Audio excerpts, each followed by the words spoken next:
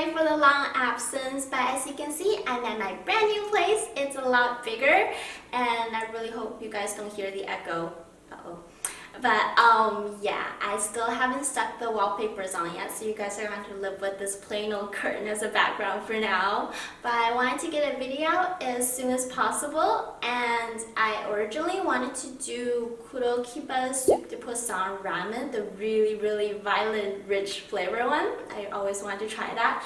But as you know, this week is Chinese New Year, and so all the online shipping and a lot of the larger supermarkets are closed, so there's no place to get all the ingredients. Instead, I'm going to do a different ramen. I'll be doing Joy Chio's vegetarian ramen today, and I think you can actually consider it vegan because there's absolutely no meat products in here. No meat, no fish, none of that. It's all plant-based, soy-based.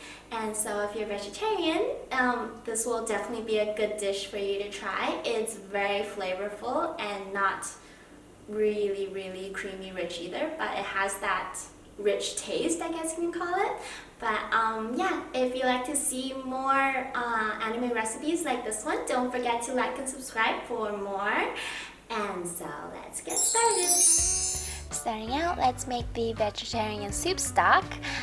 Take some kombu and mushroom and soak them in some cold water for half an hour to an hour until they turn completely soft, and then boil the liquid. But just before the water starts bubbling, remove the kombu so we don't get any sticky substance in our broth, and then boil the mushrooms for a few minutes longer.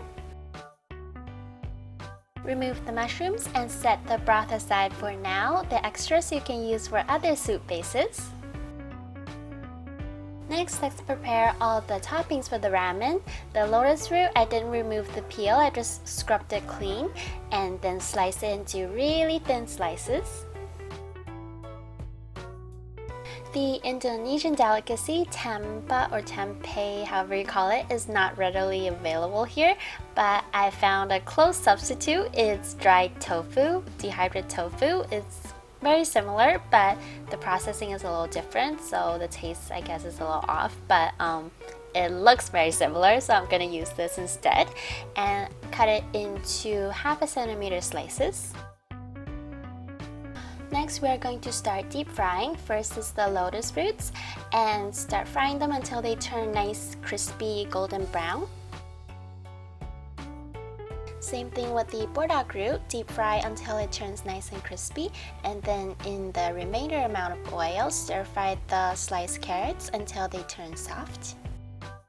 Don't forget to sprinkle on some salt on the lotus root and the burdock root afterwards. Prepping the tofu, combine 1 tablespoon of sake with some minced ginger and pour this mixture over the tofu. Take a bit of cornstarch and rub it into both sides of the tofu. And in a separate bowl, combine 1 tablespoon of soy sauce and 2 tablespoons of mirin and set aside for now. In a bit of sesame oil over low heat, cook both sides of the tofu until they turn kind of a nice light tan color, and then pour the sauce that we made earlier on top. Simmer for a few minutes longer until the sauce thickens and wraps around the tofu. I wanted the soup to be really smooth without any chunks, so I boiled the taro ahead of time and then mashed it instead of grating it into the soup. Finally, it's time to make the actual soup base. Heat the ginger and garlic in the pan first together with the miso, and then slowly add in the soy milk and dissolve all the miso into the soy milk. Next, add in the kombu mushroom broth that we made way back in the beginning, and then is the taro, and I used the whisk to make sure that I didn't leave out any chunks. Last step, add in some salt and pepper to your taste. For me, the miso is salty enough, so I'm just going to add some more pepper, and our soup broth is finished. Time to put everything together. Boil some ramen noodles and pour the soup on top and arrange the toppings on top. I actually have my phone beside me to make sure I arrange it in the same way, but it's kind of slipping, but you get the idea.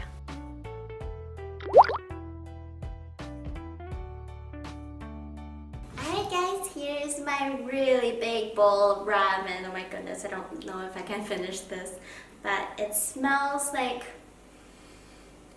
miso soup actually, because there's quite a bit of miso in here, and the lotus root. I actually really like this. It's like a healthier version of chips, I guess. Well, it's kind of fried, so it's not that healthy, but it's really good. And this is the substitute I use. It's dried tofu.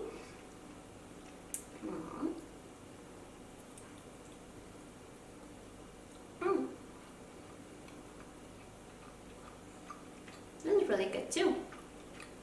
And the only thing I don't really like is the burdock root.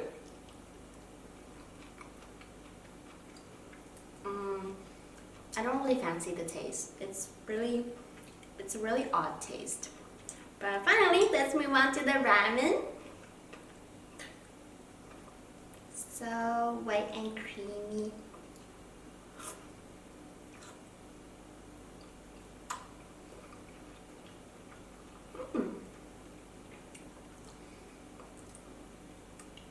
It is actually, I don't know why he called it rich. It is really light. It's like water. I mean, even soy milk is way richer than this.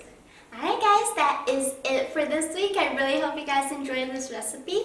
And for all vegetarian, vegan out there, this will definitely be a good dish for you guys to try. I mean, all the dishes I made before are all meat. And this is the first vegan dish that I made. It actually turned out better than expected. I wasn't expecting to like it that much, but it's really delicate and smooth. Oh, I love it. I wouldn't mind having it again for breakfast. But yeah, I hope you guys enjoyed it, and I will see you guys soon. Bye bye.